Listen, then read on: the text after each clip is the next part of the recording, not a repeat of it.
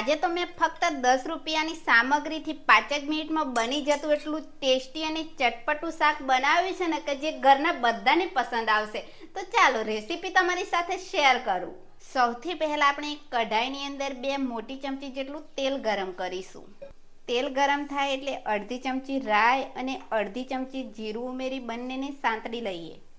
રાઈ જીરું સંતળાય એટલે ચપટી જેટલી હિંગ અને એક સમારેલી ડુંગળી ઉમેરી તેને પણ સાંતળીશું.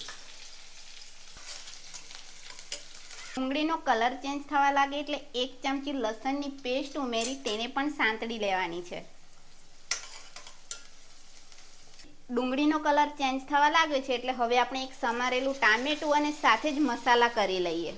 મસાલામાં મેં અડધી ચમચી કાશ્મીરી મરચું, અડધી ચમચી રેગ્યુલર મરચું, 1 ચમચી ધાણા જીરું અને 1/4 ચમચી હળદર લઈ લીધી છે.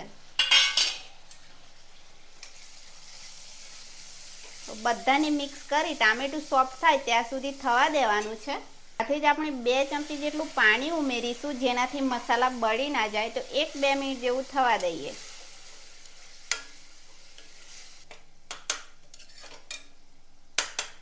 મેં 2 મિનિટ જેવું થવા દીધું છે. ટામેટા એકદમ સોફ્ટ થઈ ગયા છે અને ગ્રેવી પણ ખૂબ જ સરસ બની ગઈ છે. તો હવે આપણે ગેસની ફ્લેમ સ્લો કરી અને અડધા કપ જેટલું ફેટેલું દહીં ઉમેરી મિક્સ કરી લેવાનું છે. તો દહીંને મિક્સ કરતી વખતે ગેસની ફ્લેમ બિલકુલ સ્લો કરી લેવાની.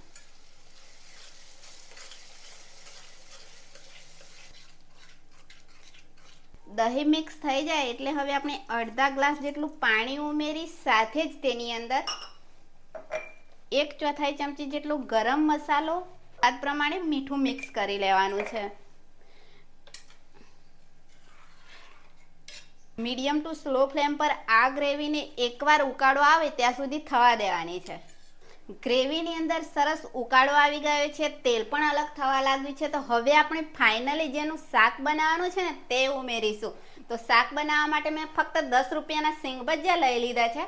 તો ગ્રેવીની અંદર તેને એડ કરી લેવાના છે. મિક્સ કરી અને હવે કવર કરી આપણે ફક્ત 2 મિનિટ જેવું થવા દેવાનું છે. સિંગ ભજીયા ઉમેર્યા પછી શાકને વધારે વાર નથી રહેવા દેવાનું. 2 મિનિટ થઈ ગઈ છે અને પરફેક્ટ ગ્રેવી સાથે આપણું શાક બની ગયું છે. આ સિંગ ભજીયાના શાકની અંદર જે સિંગદાણા છે તેની ક્રિસ્પીનેસ, તેનાથી ગ્રેવી એકદમ થીક અને ટેસ્ટી બનતી હોય છે.